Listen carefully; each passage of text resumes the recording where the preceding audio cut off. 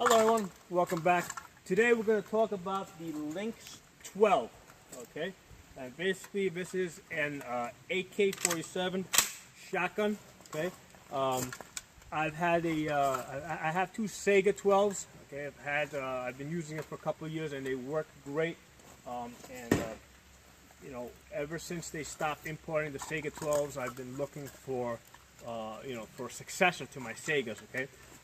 I do a lot of shooting with my Segas. I'm a firearms instructor, so I travel around the northeastern part of the United States. So, as you would naturally expect, my guns get a lot of use and abuse. Each of my Segas has about 30,000 rounds through it, and one of them I've actually managed to break the bolt. Okay, the point at where the piston attaches to the bolt. Okay, that broke, and on the other one I can see that it's starting to wear in that same spot. So it became pretty critical to me that I quickly find a successor. Okay, so I tried using the Cheetah 12. Okay, I bought that about 6 months ago, and the Cheetah 12 gave me problems right from the beginning. The Cheetah 12 would not cycle, this cheap bird shot. Okay, for what I do, with the clay bird shooting. Okay, I need to be able to buy this cheap bird shot. So I can train people more economically. Okay, with the Cheetah 12, I had to buy the more expensive bird shot in order for it to cycle, and of course that's it's either costing me more or likewise I got to pass that expense on to my clients. So that's why I need something that will run this cheap bird shot. Okay, now some other problems that I had with the Cheetah 12. Okay. Is that, especially since I had to use the slightly more powerful bird shot, okay, the dust cover would blow off, okay, and I had this issue twice. I actually sent the gun in, they replaced the dust cover, it came back, it ran good for a short while, and then that dust cover started blowing off again, and I think the reason for that was that the metal on the dust cover was basically too thin, and back here, basically, it would just bend out of place, okay. And then basically I would have to bend it back, and it would keep running for a while, and then eventually it would just, basically every time I bent it back, it got weaker and weaker. So that's the first problem I had with the Cheetah 12, that the dust cover would blow out. Actually, that's the second problem. First problem was it would not run the cheap bird shot. Second problem, the dust cover would blow off. Third problem, they had the rear sight on the dust cover, okay? And it was a cheap plastic rear sight at that. During one of my shipments, of the gun going in for repair, the rear sight actually broke because it was a cheap plastic bowstring, so they had to replace that for me as well. Okay, so the problem, one of the problems there is if your rear sight's on the dust cover.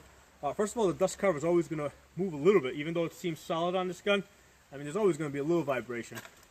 But the other thing is, if your dust cover does blow off, okay, you can't just discard it and say, hey, I'm just going to shoot the gun without the dust cover, because that's where your rear sight is. Okay, so the nice thing about this shotgun, it's got the front sight and the rear sight where it's supposed to be on an AK. Okay, so even if you lose your dust cover, you still have front and rear sight. So that's something I really like about this. The other thing I like about it is that it has the standard AK safety. With the Cheetah 12, what they did is they had the AR style safety that would, basically it was actually ambidextrous. They had it on both sides, so it was an AR that style safety that you would flip with your thumb. And although it works great on an AR, I found it wasn't working so great with the Cheetah 12 because because it was ambidextrous, it just wasn't working well. Sometimes I found that people would just hit it. It was also, and they would knock the gun into safety while they were shooting. It was also pretty light, it would easily rotate, from fire to safe and from safe to fire. So again, people would accidentally hit it and flip the position. So I didn't like it. It just didn't work out very well. Okay. Another thing that I like about the Lynx 12 that not even the Sega 12 had was that it's got the mount on the receiver, to mount optics. So you can't put a red dot on this that will be attached to the to this rail over here. Okay, so let's try this out and have a little fun with it. Oh, by the way, I bought this gun from where did it come from? Classic Firearms. Okay, Classic Firearms. I paid $500 for it, and it came with these two free magazines, two free 10-round magazines. Okay, which is great. The only problem is that they don't work very well. The follower gets stuck in there, and that's going to cause feeding problems. And it's the case with both of them. And I sent an email to the company. I'm waiting for them to hear back from them.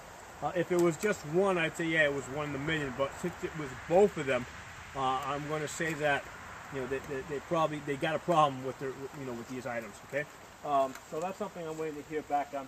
I'm using one of my old magazines over here that I've had for years. So nice thing, again, a lot of people, they say that you need to lock back the bolt in order to load this, but with some experience, you can get it to get in there without locking the bolt back.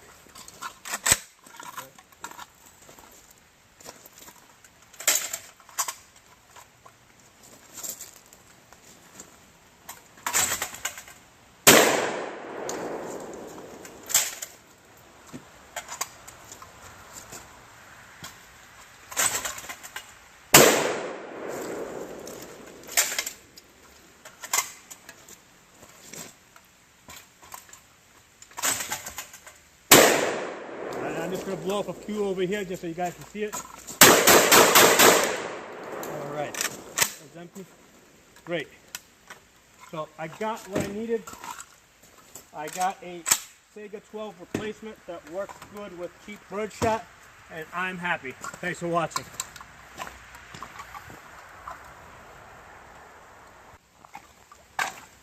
Hey everyone, one more thing I wanted to add to this video. Okay, since I did that last video, what I did is I changed the stock on this Lynx 12.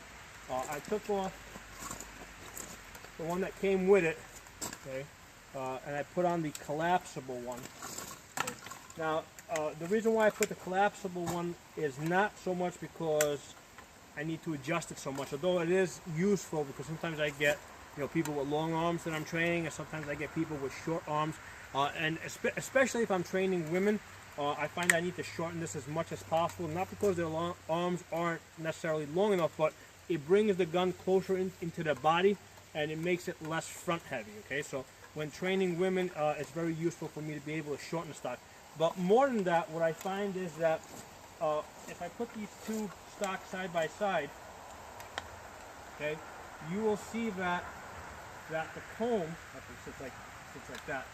Okay, if I put them like this, you will notice that the comb sticks out almost 1.5 inches over here. Okay, and I find that very useful because with the standard stock that came with it, what I found is that since it sat a little bit lower, I had to really get my face down on the gun.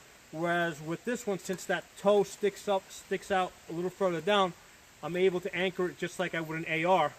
Okay, and I'm able to find my sights a lot more comfortably. Okay, so I think that makes a big difference, getting the stock that's a little bit longer. That's basically an AR style stock that's going to basically give you a little extra toe to anchor into your shoulder. I highly recommend that. You can get that, I think, from Carolina Supply. There's a couple places that sell these. It's basically an adapter that fits onto the, basically you remove this stock and you put that one in its place. But anyway, thanks again for watching. I'll see you guys next time.